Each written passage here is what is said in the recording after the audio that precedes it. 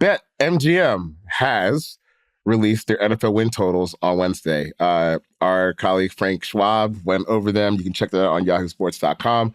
But we have a few that stand out here. And we're going to start with the Chargers, who are set at 8.5 wins projected for the season by BetMGM, which is interesting because they won 5 games last year. This is one that like I looked at it for a second. I was like, over, right? Gotta be over.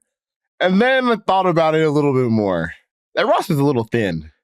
I know they were, I was a little surprised that they ended up getting rid of Keenan Williams too after they got rid of Mike Williams because, I know Jim Harbaugh is not maybe the biggest guy, probably doesn't believe you need like a true ace, like number one receiver, but they took a pretty big step down in terms of like what's now on the roster from what she had.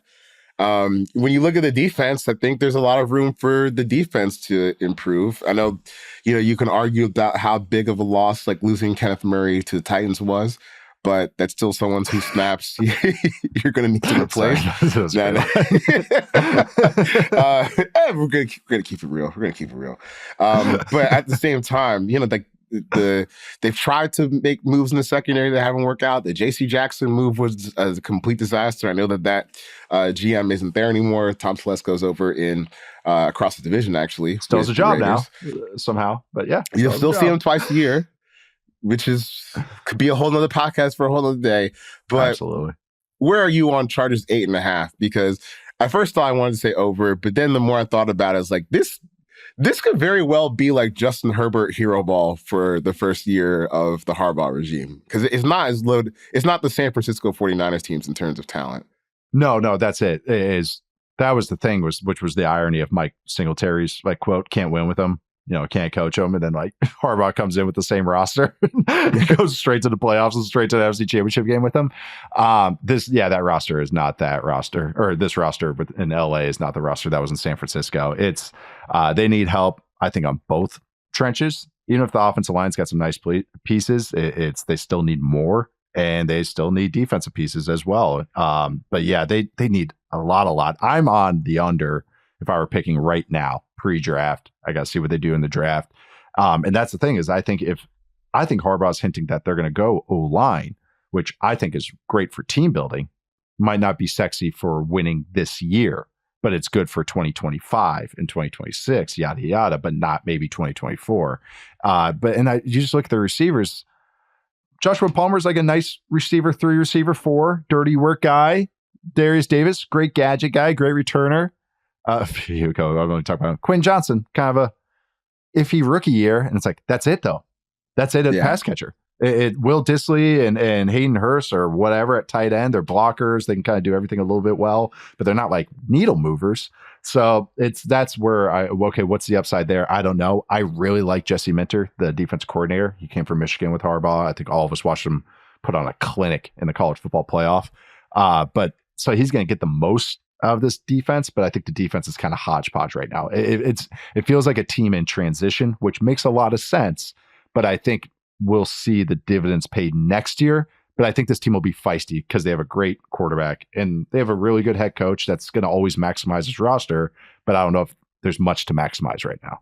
Yeah, I was just going to ask you, like, how much does Jim Harbaugh add? Like, if we're talking about how this roster still needs a ways to go. And, you right now, like, you look at the right side of the line, Trey Pipkins is still slated to start at right tackle. So there's still work that needs to be done. I think when you look at the running back room, even Gus Edwards, perfect fit for what you want to do here. But beyond that, probably still need to add another dude or two. They've needed a running back 2 for like 5 years. It's like they've never gotten a second running back to help out. First Eckler and now Gus Edwards. It's just been glaring. Same with tight end too, actually. Yeah, so I think this is going to be a big transition year. I would probably hit the under on the 8.5. The Falcons rise up 30 birds. We got a quarterback. Aren't they like really high? 9.5. 9.5. Okay. Which is like, I feel like that's also a slight towards the NFC South. Yeah. It's just hey, Falcons, you have the best quarterback in the division. That's the nod. That's for the most argument. Part. Yeah.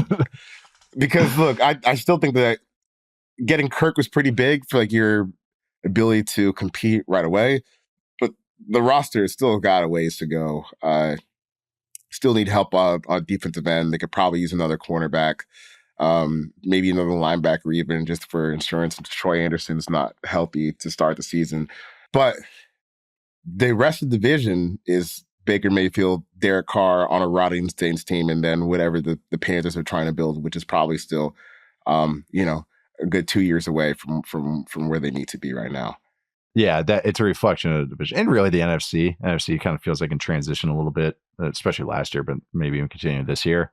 Vegas is good at putting them at a hard number. 9.5 is kind of right where I thought they would hover. I would go slight over. I'm not saying where it's like, oh, they're winning 12 games this year. I feel like they're like a 10-7-ish team, anyway. So I would go a slight over. But like, I'm with you. They need another pass catcher, I think, a guy that can be on the outside. I want to see how they use Pitts, but they need another guy. That's what's funny about the Rondale Moore trade. Everyone kind of keeps calling him a slot guy. He's like a running back now. So he's more, he's a Cordero Patterson replacement, not a, outside or a slot guy. And they need pass rush. I mean, which has been the story since, 2012. Right. That's it, right? I was going to say Bush. Abraham was last I was going to joke that since Obama's first term, like it really has, though. Yes. It's because what's his face left? The guy that came from Arizona or whatever. John Abraham? John Abraham. Yeah. And I was like, there's been nothing. 1 year of Vic Beasley. And that's about it. Yeah. Yeah. So it's almost like impressive when you think about it. Like you think you would just kind of like accidentally hit on a pass rusher somewhere. Stumble into a Max Crosby or something like that. Yeah. A Danielle Hunter, somebody just get to get 10 sacks. We're not even saying be an all pro, just 10 sacks. Trey Hendrickson. And the worst part is they struck out on guys too recently. Like they were trying to get in on the Danielle Hunter stuff and he chose to go to Houston. They were on the doorstep of training for Montez Sweat. Couldn't get that done. Perfect. Which would have been so good. That would have been that's truly a sliding doors moment in the NFL. And people don't realize it. For the Bears and for the Falcons, that would have altered the Bears or the Falcons season. Like, I know. Yeah. I remember when that happened. We were like, oh, that looks great. That's gonna be great. That defense too. Yeah. Then we lost Nielsen. Got Jimmy Lake, who I'm not so sure about. But I do think, 10-7, slide over for the Falcons. The Jets sitting at 9.5. Excuse me, or not 9.5, 9.5. I feel like placing real life money on this in either direction would be very irresponsible. Because how can you look into the future and say, all right, well, Aaron Rodgers, Tyron Smith, Mike Williams are going to stay healthy for a whole season? What? No way. I find that hard to believe. But at the same time, like if they do, this team probably is going to win 10 plus games and get back to the playoffs for the first time. Again, since the Obama administration. This defense was so good last year, even with the offense just barely being playable. And that's, I know they're going to have some regression. It's just so hard to keep that standard, but they have so many good players that's like, if they were able to hang in so many games with an offense that couldn't get a first down, even 40-year-old post-Achilles surgery, or not surgery, whatever he's doing, post-Achilles recovery. Dolphin sex noises. Is that a joke or is that actual that's what I don't know. I chose not to. I chose not to look into that one step further. It's a wormhole. I'm bring myself to do it. Yeah, I go down so many wormholes like Wikipedia and stuff like that, or even just I'm reviewing a movie and I'm like, oh, that director, what else? And I just go down that stuff, but that stuff is just like, no, I'm not even putting the shovel. There's no shovel hitting the dirt on that digging right there. But speaking of diggers, this Jets defensive line, holy dude. So the Hassan Reddick deal just came, was officially announced yesterday. Quinn Williams, Hassan Reddick, first of all, that enough is just, even if you're concerned on where Reddick is going to be 2 years from now in terms of trade assets, for now, for a team that's trying to win a Super Bowl, and that has to be the goal. I really like that addition. And then the dice roll here of Javon Kinlaw is like, okay, he's going to have the easiest situation that he's had in his career. Playing next to Quinn is a little bit different than playing next to Eric Armstead, even though Eric Armstead has been a good player for a long time. Like, if he can't make this situation work where you got, Jermaine Johnson, Franklin Myers, Hassan Reddick, Quentin Williams, Solomon Thomas, Michael Clemens is a guy that could still come up and be, a developmental guy for them too. Yeah. This is a really good situation for Kinlaw, and I'm just kind of excited to see how they get after it because, Saleh, he's just going to cut him loose, say, all right, go kill him. And if you don't kill him, then maybe we'll lose, but at least we'll lose playing our way. Yeah. And Kinlaw, who has been kind of disappointing as a pro, actually played better last year in the second half of the year too. Cause, and other people that follow the 49ers, I was like tweeting a couple things about it, and it's because they kept his role really simple. And this is as simple as it gets. 49ers is pretty simple for a defensive lineman, and Jets gets even simpler. Like they are as basic as they get. I mean, that's a compliment. So I like that one because, again, like he doesn't have to get after the passer. Like, just do your dirty work role. Just muck it up in the middle. That's going to be your job. Yeah. I love Quincy Williams. CJ Mosley's another year older, but he's still so smart and still just does so many good things. Like, I mean, they're DJ Reed and Sauce Gardner, an awesome corner pairing. Michael Carter, the second's a decent nickel, and they signed Isaiah Oliver from 49ers, who got benched in 49ers, but I actually kind of like him. He was in Atlanta.